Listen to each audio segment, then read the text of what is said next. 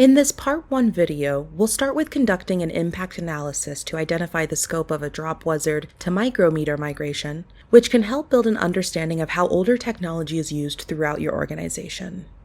I want to do something which seems pretty which I think would be pretty easy, which is like I'm a central team. I'm trying to plan the replacement of one technology with another, tech stack liquidity. So we're going to take an old metrics library called Dropwizard metrics, and we're going to just impart one here. We're just going to go identify all the places and categorize the usages of Dropwizard metrics inside a large body of code. So it's a search recipe. We're going to use data tables, and we're going to be able to like categorize the scope of the problem. First step in getting to a solution. So first thing is, it's been a long time since I've used Dropwizard metrics. So I don't even remember what the dependency is for Dropwizard metrics. So I came here to Dropwizard metrics documentation page, and they say the central library for metrics is metrics-core. So I will take that to central.sonatype.com, which is the new place to search for Maven dependencies, because they didn't tell me what the whole coordinate was that I would use. And so I search for metrics core, and I see this io.dropwizard.metrics, metrics core. I look at this, I go to this overview page here, and there's a little snippet where they give me to add that dependency to my project. So I'm going to copy this to clipboard, come over here to, I've got this project in open source called Rewrite Micrometer.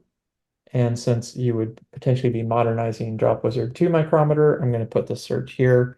So I can go to the build.gradle and I can drop that new dependency in, metrics core. So we are going to first go to a test. And I've created a test like stub here for find Dropwizard metrics. And I will start by adding rewrite run, add Java here. And note that I can put this language equals Java here, and the IDE will syntax highlight the code from this point forward. So I can say void instrument. I'm just going to try to create an example of called metrics registry. It's called metric registry. Yeah, metrics registry, Codehail metrics registry. Notice how the IDE even added the import up here for me because I'm inside of a text block that's annotated with language equals Java. So the IDE is helping me write this here. And I will go to just registry.counter. Copilot's helping me write the test here as well a little bit. It fills in my.gauge, that's good enough. And so we're going to write a recipe that looks for these things and both marks them in the code wherever we find them, and also adds a data table row for each. So this is the before text. The after text of a search would look something like this. We render these as a comment in the code base wherever we point out, wherever we create a search result. That's what an OpenRewrite search recipe would do. And you can add like textual information to a search as well. We'll see what that looks like in the code here in a moment, but let's just point out that we found a counter here and a gauge here, because that's what we found in the code base. So this is the beginning of the recipe. Let's come over here now to the recipe. We've got a stub of a recipe, find Dropwizard metrics, extends recipe. We've got a display name. We've got a description text for it here. And we're going to then create this visitor. And visitor, of course, is the way of intercepting certain things in the code. In this case, we're looking for methods. We're looking for registry.counter, we're looking registry.gauge. So once we find them, if I found a method, if this method was a counter or gauge, I want to add a data table row and I want to add a search result to it. So let's look at what a data table looks like. So I've pre-created this class just for the sake of time. We're creating a new data table called Dropwizard metrics in use. It extends data table, and the parameter here has a row type. So we see that row class down here. It's a value object, and it's got three fields on it: the source path of the file, the metric type, and the metric code. The thing to take away from this is to note that for OpenRewrite data tables, the recipe gets to specify what the schema of the data table will be. In other words, it gets to specify what the columns are going to be on the resultant data table, and then the recipe can insert rows that match those columns. So we've got those three elements that we want to use. If I want to produce a data table in a recipe, then I go to the top of the recipe and I say transient, Dropwizard metrics in use, and I just create a field up here, and I provide this recipe as a parameter here. It's transient because we don't want, if we serialize and deserialize this recipe instance, we don't really want this table to be serialized with it. So that's just a convention that we add there on the top of that. That table is ready to use now. We're just going to call it metrics here. Now, at this point, I need to determine whether this method is a call to a counter or a gauge. So we're going to use a technology we just talked about in our last video, which is the method matcher. And notice how we've done this so much that Copilot even knows how to write method matchers for us in many cases. Com, Codahale, metrics, metric registry is a full type, the name, and any number of arguments. We're going to do that. We're going to do a similar one for gauge. And now we're just going to say, yeah, Copilot's going to write a lot of this for us, but it's not going to exactly be right.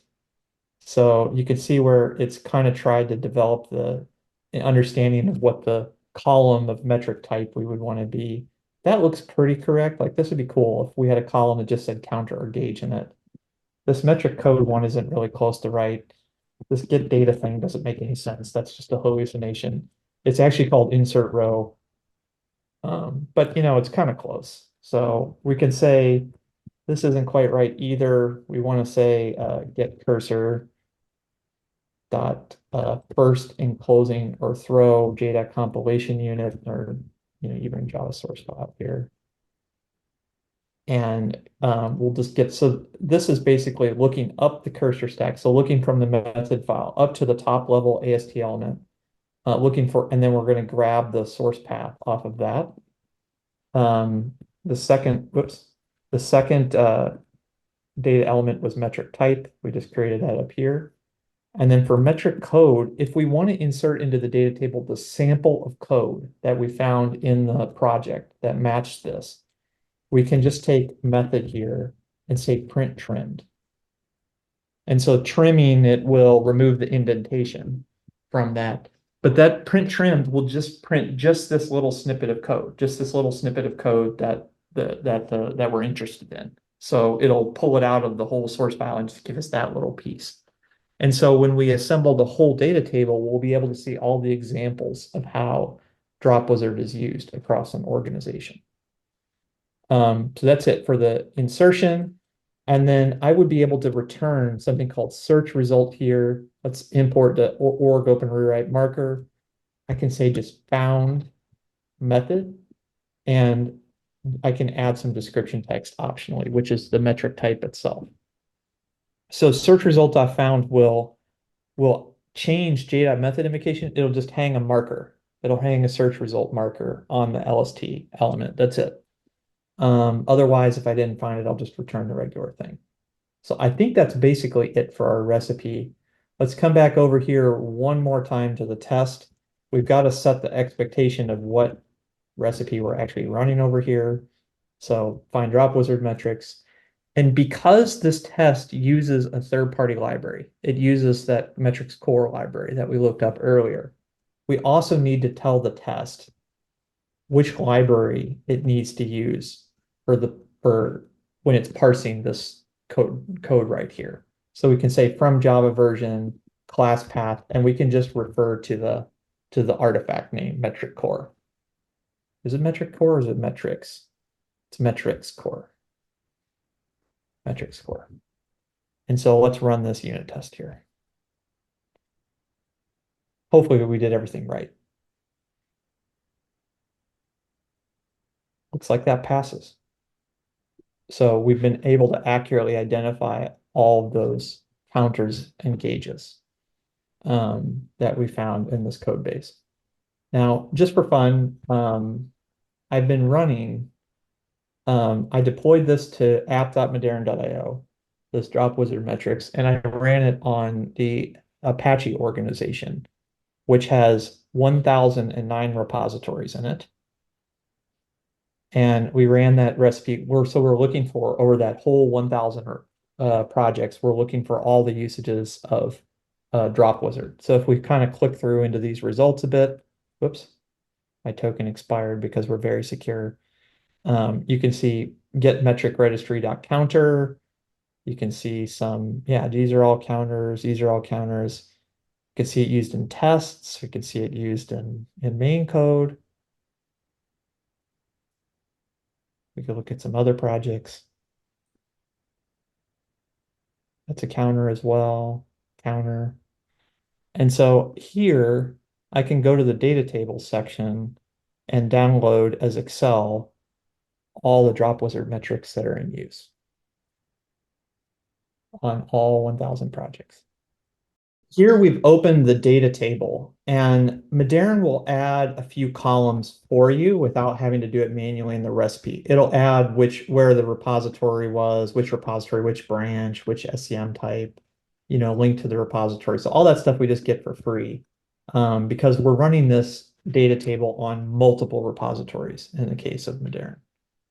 Whereas with OpenRewrite itself, we're just running on one repo at a time. So these kind of columns don't really make sense in that case.